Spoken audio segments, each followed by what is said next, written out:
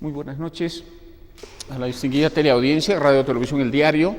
Saludo especial a los amigos de la clase política regional que han cumplido con una etapa importante en el proceso electoral regional y local de inscribir sus respectivas listas, tanto para el gobierno regional Cusco como para las municipalidades.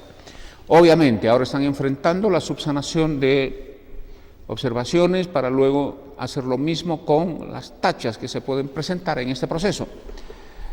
Recordamos que para nosotros la clase política no solo son los líderes y militantes de los partidos, sino una extendida red de sindicatos, colegios profesionales, gremios populares, un sector especializado de la prensa, nuestra intelectualidad cusqueña.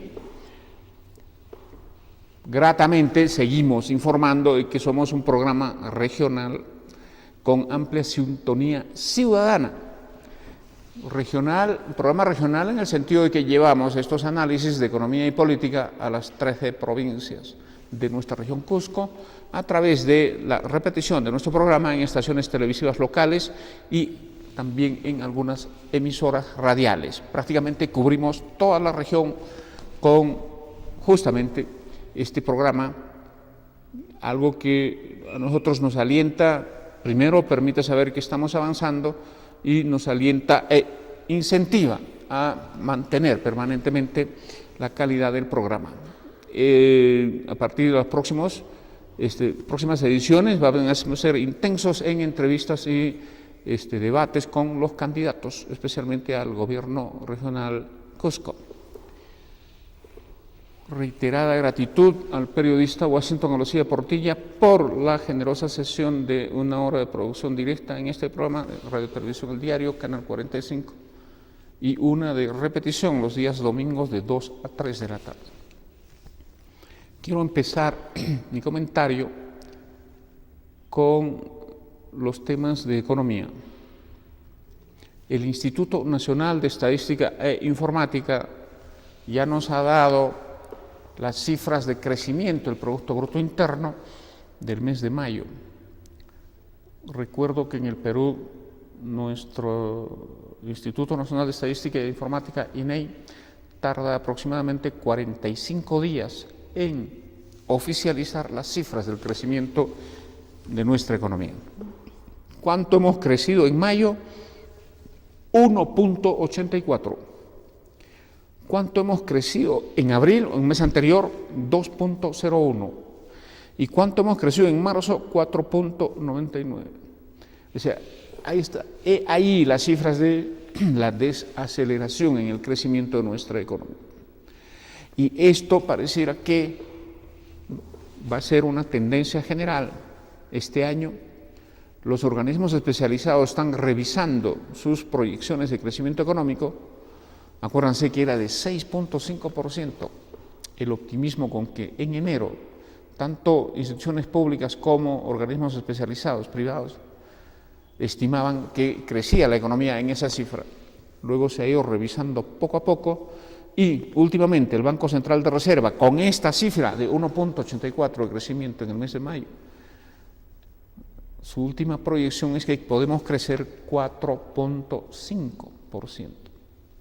Y vamos a ver cómo se sigue revisando estas proyecciones. Algunos síntomas de esta desaceleración, algunas cifras que les voy a dar, ¿no?, y luego vamos a analizar, son las que espero permitan explicar lo que pasa. Las expectativas empresariales, ¿no?, las expectativas de los consumidores, ¿no?, están un poco, se puede decir, resentidas.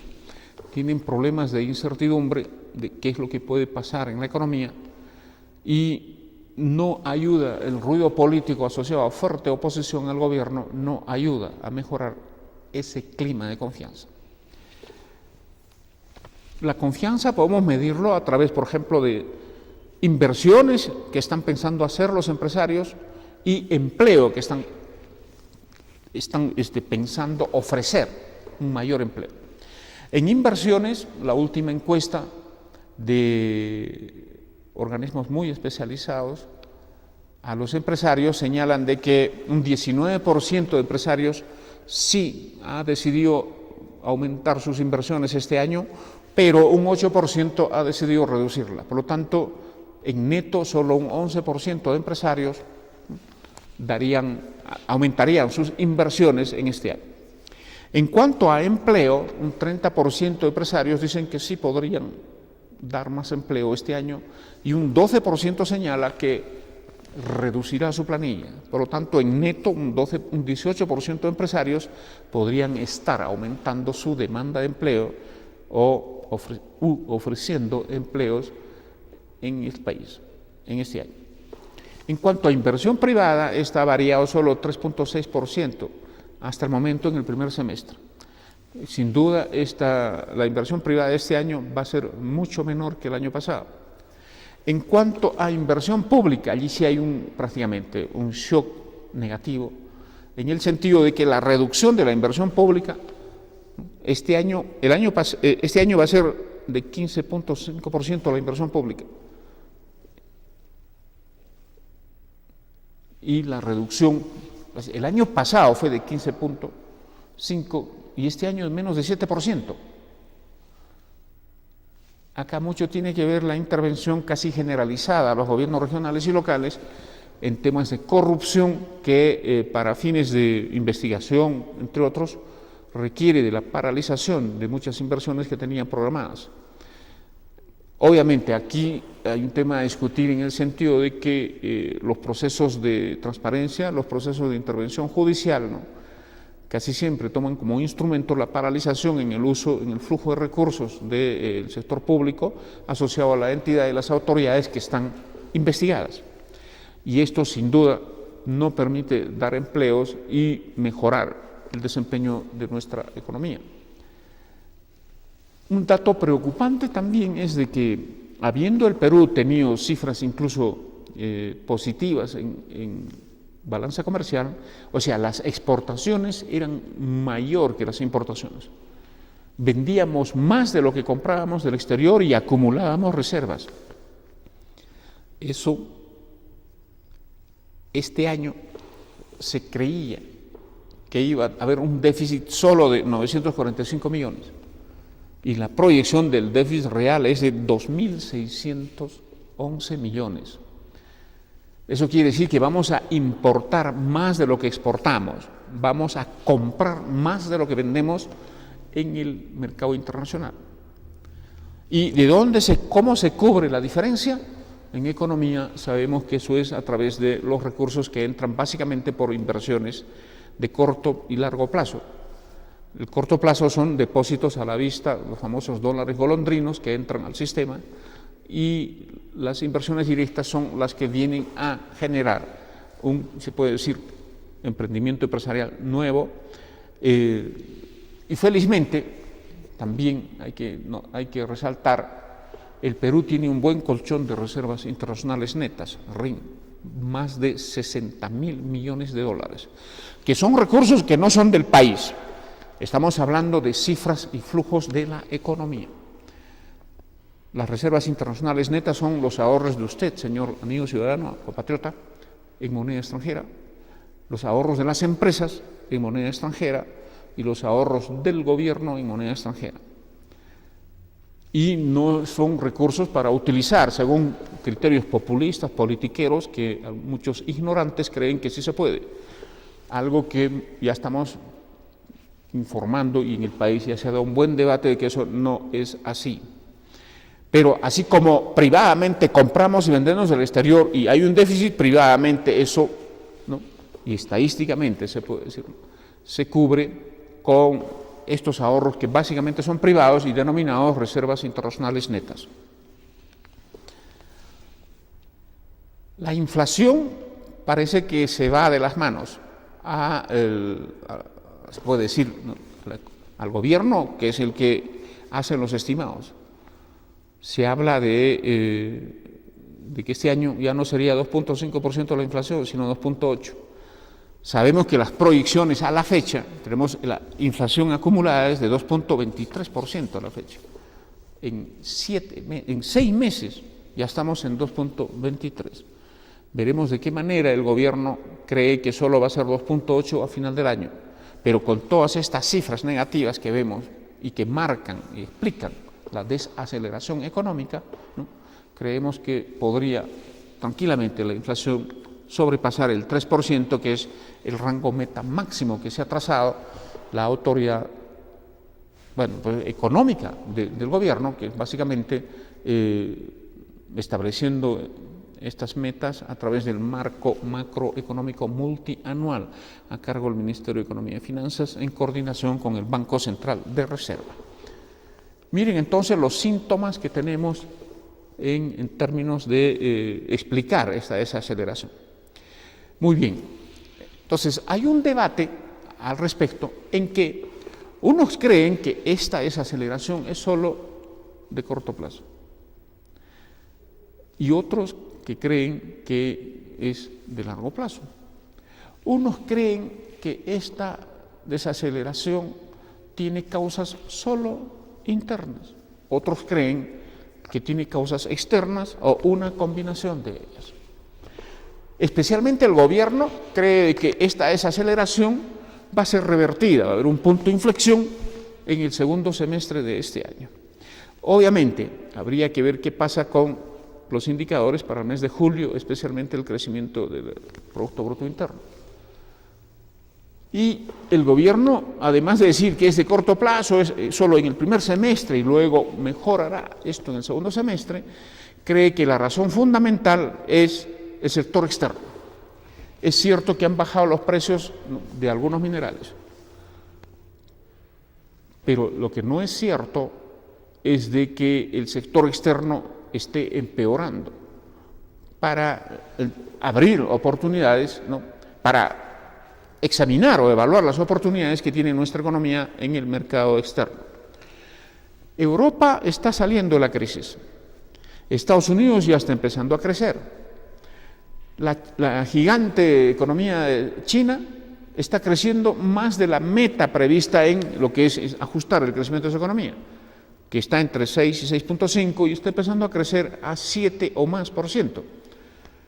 Por lo tanto, el sector externo, aun cuando no tiene un desempeño como quisiéramos, no podemos decir tampoco que se está agravando los problemas o la potencialidad de ese sector de demandar nuestros productos y, por lo tanto, tener influencia en nuestras exportaciones. Esa explicación que da el gobierno de echarle la culpa al sector externo no es cierto. Y hacia adelante peor, porque en perspectiva va a mejorar el crecimiento de Estados Unidos, van a seguir saliendo bastante fortalecidos y reformados estructuralmente muchos países de la Unión Europea. Se tiene previsto de que China va a hacer revisiones de su pronóstico en el crecimiento económico, por lo tanto va a ampliar su demanda, los recursos del resto de la economía. En otras palabras, va a ampliar sus importaciones, ampliando, por lo tanto, el horizonte de exportaciones del resto de la economía. Otros creen que la desaceleración económica es solo culpa del gobierno, por la incertidumbre, por lo débil que es el gobierno, por la falta de liderazgo, por las políticas incoherentes que tiene, ¿no?, y que ponen sin duda, ¿no?, en preocupación a los agentes económicos, especialmente a la inversión. Esto en sí mismo tampoco es muy cierto. En el gobierno lo que se observa son actitudes un poco contradictorias. Primero, está manteniendo, ¿no?, los pilares básicos del desarrollo y desenvolvimiento de nuestra economía: inversión privada, iniciativa privada, una economía social de mercado.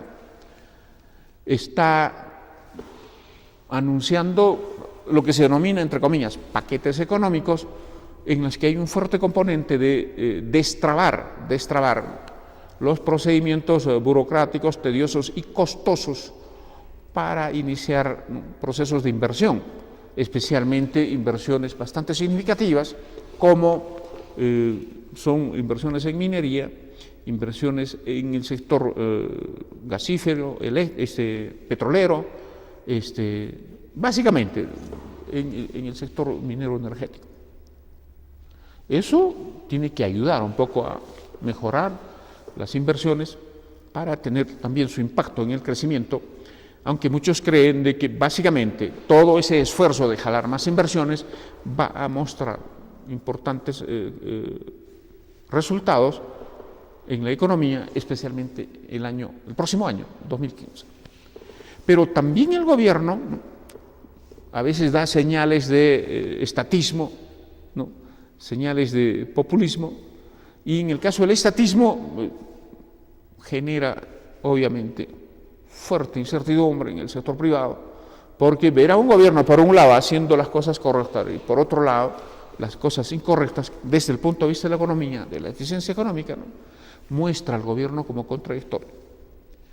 Ahora, se está comprobando en el Perú de que mientras antes la economía y la política andaban separados, hoy hay fuerte influencia definitivamente de lo que ocurre en nuestra política en el desenvolvimiento de la economía.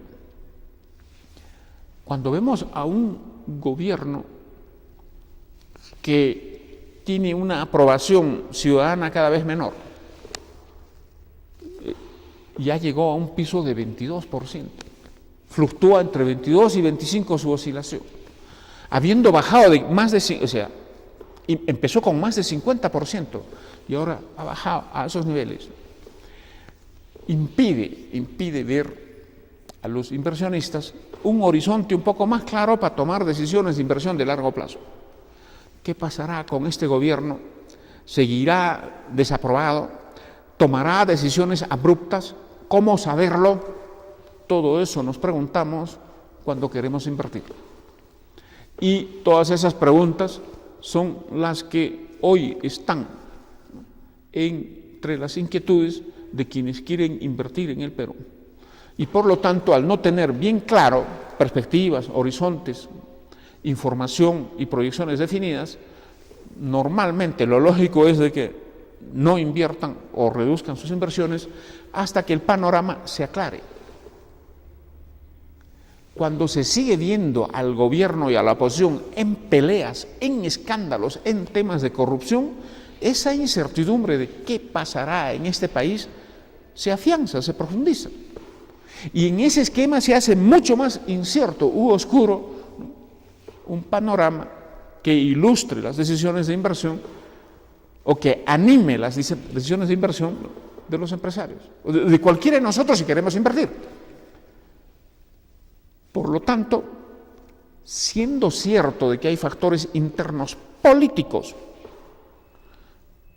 de cuya responsabilidad en lo fundamental tenemos que señalar que se trata de que el responsable básico es el gobierno, siendo cierto eso, es bueno reconocer de que hay que combinar factores económicos y políticos internos con los factores básicamente económicos externos.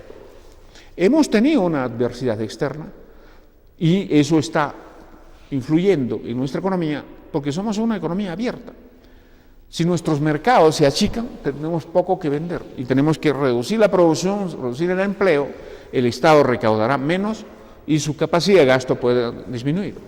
Felizmente, en nuestro país, el Estado tiene reservas denominadas el Fondo de Estabilización Fiscal, ¿no?, básicamente formadas por incrementos en los ingresos no previstos en los presupuestos.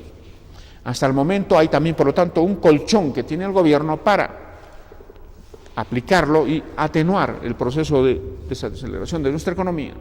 Siempre esperamos de que sean asignaciones de recursos que tengan impactos, que haya calidad del gasto y que apunten a mejorar y a impulsar, a mejorar la competitividad y a impulsar reformas estructurales.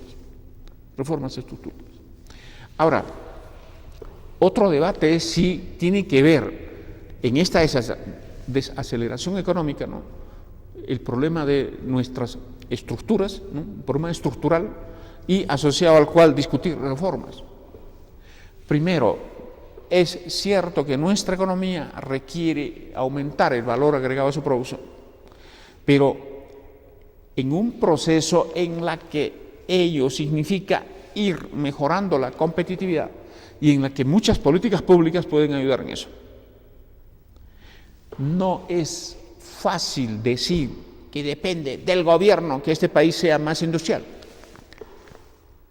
Nuestro Producto Bruto Interno es industrial, o sea, de la torta total que producimos, el 15% lo hace la industria. En Chile solo es el 10%. Aquí tenemos, no es cierto que, por ejemplo, solo vendemos concentrados de minerales. Aquí ya se procesa, ya se le da un mayor valor agregado a muchos metales, minerales que producimos. Tenemos una industria metalmecánica que usa justamente nuestros insumos minerales. Ahora, cuando se habla de industria, por favor, hay que conocer el nuevo modelo en que se desarrolla la industria mundial, que es el tema de los clústeres, los conglomerados, el trabajo que hacen en red pequeñas empresas, medianas empresas, ¿no?, asociados a contratos y subcontratos, a alianzas estratégicas con grandes empresas, en medio de una economía abierta. Por ejemplo, si quisiéramos que en el Perú haya una gran industria, hagan de cuenta, de automóviles, necesitamos preguntarnos si tenemos en el Perú la suficiente cantidad de energía eléctrica, por ejemplo, para que provea energía a esa gran industria de automóviles. Preguntarnos si la capacidad de nuestros puertos va a poder atender, ¿no?, la llegada de insumos y la salida del producto final en automóviles.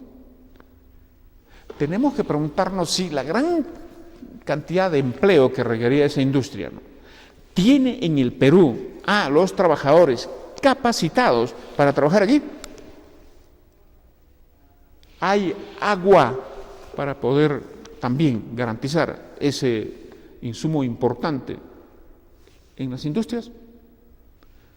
Y entonces ahí queda claramente, igualmente, tenemos no solo puertos, ¿no?, carreteras, aeropuertos que permitan constituir, ¿no?, elementos de soporte para desarrollar esa industria.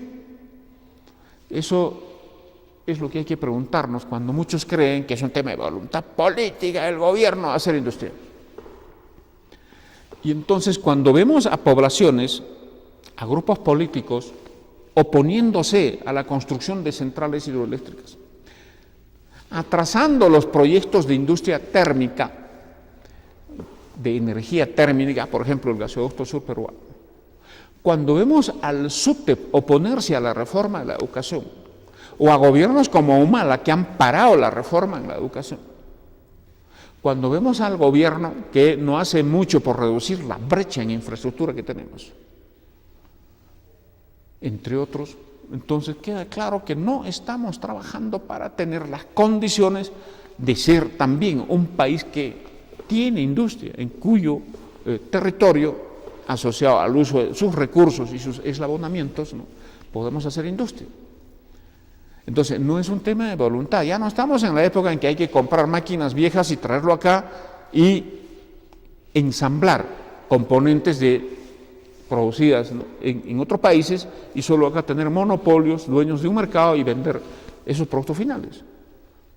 Ahora necesitamos de una red de micro, medianas y pequeñas empresas que tengan esa capacidad de producir productos nuevos, innovados, en un proceso en que esas micro, pequeñas y medianas empresas tengan una gran capacidad competitiva interna, en términos de que sean empresas que tienen resuelto el financiamiento, que tengan resuelto una alta calidad de la mano de obra, no solo desde sus profesionales, sino también sus técnicos y operarios, que tengan buenos servicios básicos como energía y agua, que tengan carreteras que permitan sacar un mayor flujo de producción. En todo eso es lo que tenemos que actuar si queremos tener industria. Y entonces, si decidimos que necesitamos tener industria, entonces significa de que hay que generar condiciones para que venga la industria, la inversión en industria, la gran inversión en industria. Y entonces ahí tenemos que deslindar con quienes no quieren que hayan centrales hidroeléctricas, deslindar con los gobiernos municipales que no tienen la capacidad de dar respuesta a la escasez de agua, Tenemos que deslindar con aquellos gremios y sindicatos que no quieren la reforma de la educación, no solo primaria y secundaria, sino también la reforma de la educación universitaria, como la que ojalá empiece con la nueva ley universitaria aprobada.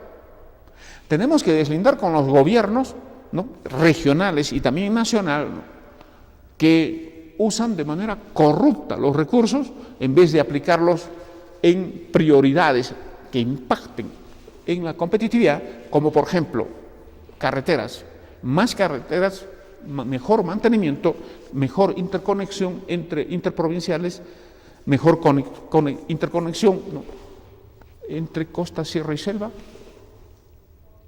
Entonces, hay debates que son complejos en la vida real y molesta que aquellos grupos que justamente se oponen a que haya inversión en hidroeléctricas, en centrales térmicas, que se oponen a la reforma de la educación, aquellos grupos comprometidos con la corrupción en el uso de recursos públicos que deberían ser aplicados en grandes obras.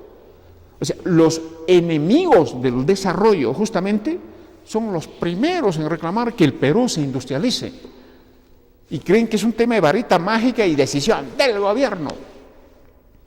Y a veces logran convencer al presidente Ollanta Humala, ¿no?, quien por las declaraciones que realiza sobre industria pareciera un convencido de que sí, es algo que puede desarrollarse desde el Estado. Sin duda que no. Entre otros, los elementos que he presentado para hacer industria necesitan de un gran compromiso del Estado, la empresa y la sociedad. Si queremos que el Estado invierta en, por ejemplo, reducir la brecha en infraestructura, carreteras, la brecha en energía, la brecha en servicios como agua, tenemos que posibilitar que el Estado tenga recursos, capte recursos para eso. Y el gobierno capta recursos cuando hay actividad económica, cuando hay empresas, y la inversión en nuestro país, hay fuerte compromiso de inversión en minería, en sectores de energía como petróleo. Pero cuando vemos a sectores trabando la inversión en minería, trabando la inversión en exploración y explotación de petróleo, ¿no?, y luego llenándose la boca de que debemos ser un país desarrollado, que debemos reducir el desempleo y la pobreza, ahí es donde observamos quiénes son los verdaderos enemigos del progreso del Perú. Los economistas tenemos bien claro, sin duda, aspectos centrales de lo que significa una buena organización y funcionamiento de la economía. Y somos los que tenemos bien claro, por lo tanto, el comportamiento a favor o en contra de ciertas fuerzas sociales o grupos políticos en el tema de ser proactivos o enemigos del desarrollo.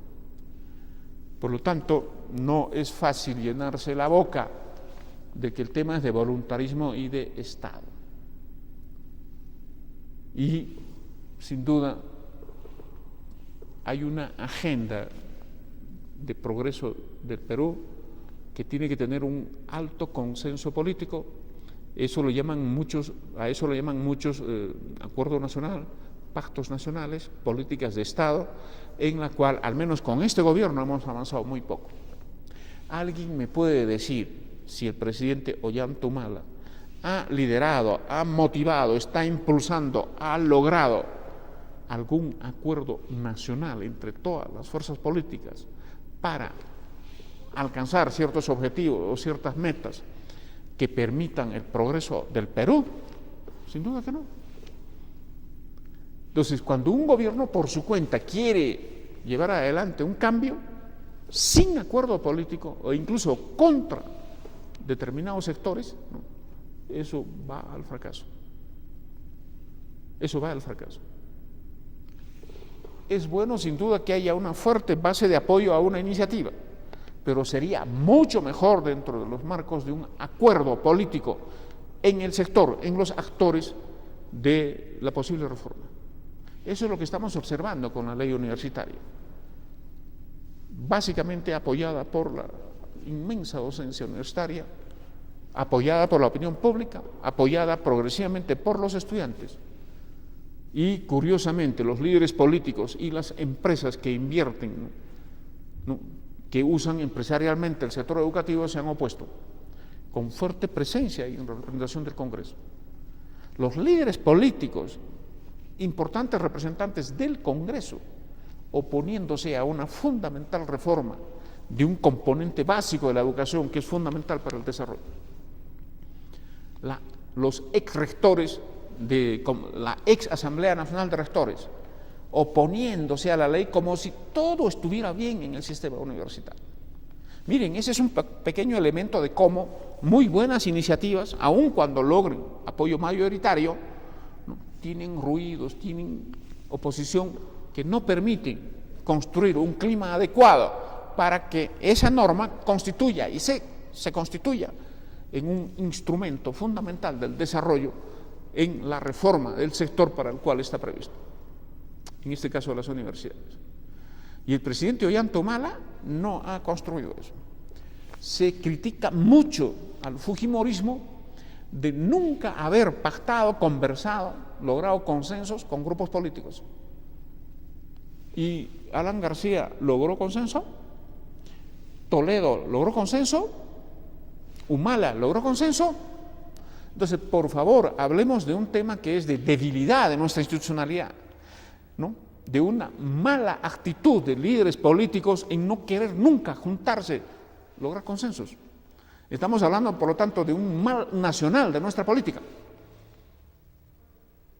Porque si fuera cierto que solo Fujimori no conversaba, no pactaba, y los 4 siguientes presidentes sí lo han hecho, entonces quedaría claro la crítica a una gestión determinada. Pero no, es la comprobación de otro elemento de nuestra debilidad y crisis en nuestra democracia y su institucionalidad política.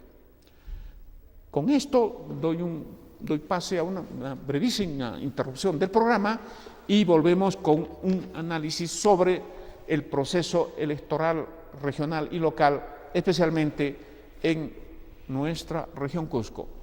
Pausa y volvemos entonces aquí en Poder y Desarrollo Regional.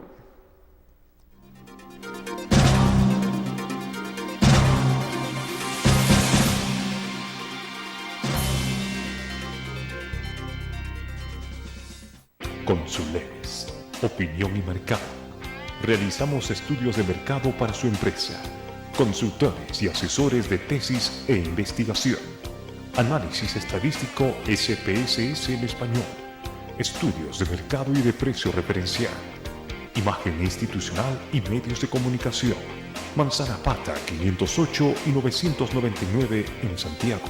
Consuleres, opinión y mercado.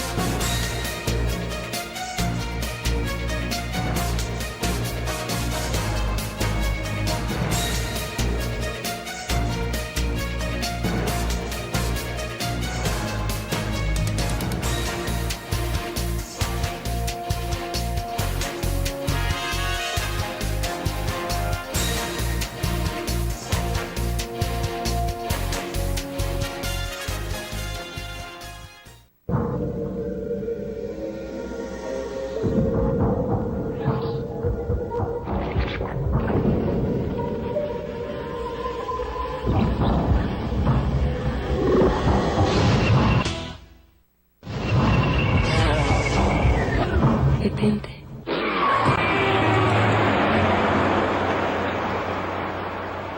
Escuchar las estrellas nunca fue tan importante.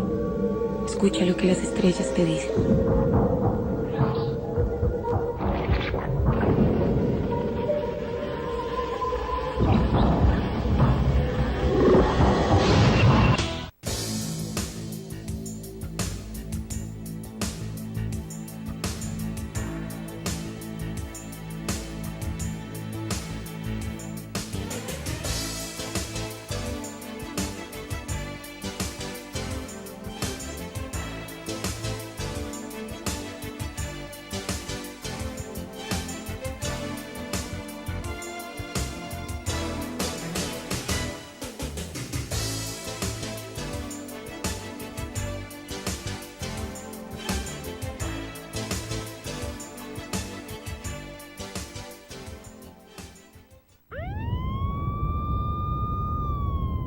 La experiencia nacional e internacional enseña que en casos de terremotos o desastres naturales, las comunicaciones se congestionan. Debemos estar preparados. Lo más importante, mantén la calma, evita llamar y menos insistir. Utiliza los mensajes de texto o la internet para comunicarte. Y si estás en la zona de emergencia, marca el 119 y deja un mensaje de voz.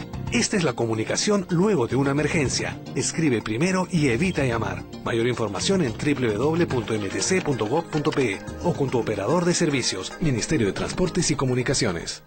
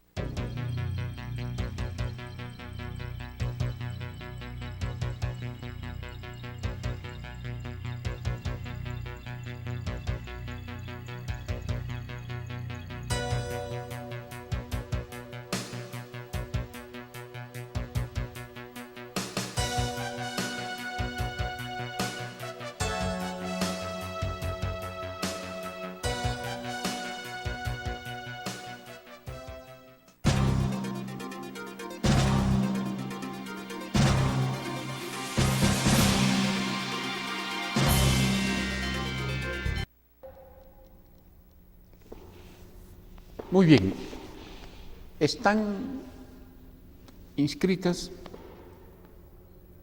para participar en el gobierno regional aproximadamente 15 listas. Para la Municipalidad Provincial del Cusco, 13 listas.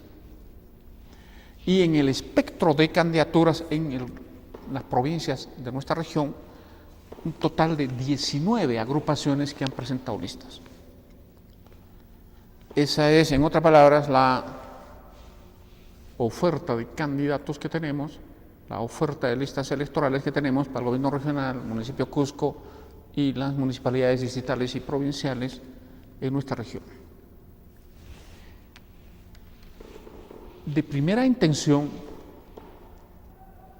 quiero reconocer que en medio de la gran dificultad que significa estar con una democracia en crisis, con partidos políticos en crisis, por lo tanto, en un terreno tan difícil, los líderes políticos, sus operadores, nos han presentado esta cantidad de listas, sin las cuales no habría elecciones. Si no tuviésemos candidatos, no habría elecciones. Y tendríamos prácticamente, ¿no?, designaciones o un funcionamiento dictatorial de la representación central, regional y local en nuestro país. Aunque la democracia es un sistema, el menos malo para decidir a quién encargamos la representación de la nación, a quienes encargamos la representación de la región y a quienes encargamos la representación de distritos y provincias en un proceso periódico, 5 años presidencia, 4 años gobiernos regionales y locales, con participación de minorías, con alternancia en el poder, con plena garantía de las libertades, aunque esa es la democracia. Pero en concreto, la democracia es una competencia electoral de candidatos que, puestos en campaña, van a tener que ser favorecidos o no con la votación popular. En concreto, los partidos y los operadores nos tienen que poner candidatos para que funcione la campaña electoral, para que funcione la votación y para que podamos designar a las nuevas autoridades. Obvio que tenemos que renovar las autoridades regionales y locales. Y en medio de condiciones difíciles, esta es la cantidad de candidaturas que nos han presentado los líderes políticos y sus operadores. Y en ese sentido tenemos que reconocer ese trabajo, que ha de posibilitar que funcione nuestra democracia. Y por lo tanto, este reconocimiento significa felicitarlos. Felicitarlos porque sabemos lo duro y lo arduo que ha sido lograr conformar o listas completas o incompletas en términos de postulaciones a los ámbitos que hoy están justamente en disputa local y regional. Felicitaciones, señores líderes políticos, señores dirigentes, señores candidatos. Solo los que entendemos en concreto cómo es la política podemos hacerles este reconocimiento y esta felicitación. Y aunque tengo que hacer mis críticas, mis comentarios, ¿no?, quiero partir por desearles mucha suerte en esta campaña. Muy bien. Vamos haciendo una pequeña radiografía de lo que ocurrió, pero dentro de elementos de discusión y análisis político. 1. Solo 2 partidos han logrado presentar sus listas completas para el gobierno regional y sus listas para las 13 provincias del Cusco, las listas municipales, y sus 108 distritos. Solo 2. El movimiento de Acuerdo Popular Unificado, APU, e increíblemente el movimiento regional Inca Pachacuti. Todos creíamos que eran otros grupos los que podían tener una planilla completa de candidatos en este proceso, pero solo 2. Luego, el movimiento AYU y el movimiento Alianza para el Progreso solo han presentado listas regionales y en 10 provincias, por lo tanto tienen 3 provincias que no tienen candidatos. Luego hay grupos como el movimiento Fuerza Causacho Cosco, que solo ha presentado en 9 de 13 provincias, por lo tanto 4 provincias no tienen candidato. El movimiento regional Tahuantinsuyo y el Fuerza Inca Amazónica solo en 8 provincias de 13. Hay igualmente Tierra y Libertad solo en 8 provincias, Alianza Popular, el APRA más Restauración Nacional, solo en 7 provincias, Siempre Unidos del exalcalde Inca Roca, solo en 6 provincias, Papa, el movimiento Papa, solo en 5 provincias, el movimiento democrático Somos Perú, solo en 4 provincias, Democracia Directa solo en 2 provincias, el PPC en 2 provincias, Fuerza Popular, el Fujimorismo en 2 provincias, Unión por el Perú en 2 provincias, y luego el Partido Humanista en 1 solo, y hay un movimiento independiente, Centenario Espinar, en 2 provincias. Muy bien. Cuando en un proceso electoral no se tiene líderes, candidatos con presencia, con imagen, con proyección, cuando no se tiene esa fortaleza en un proceso electoral, entonces hay que ver otros elementos de la fortaleza. El otro sería un programa de gobierno, un discurso programático, una oferta de desarrollo. Eso lo vamos a ver en el proceso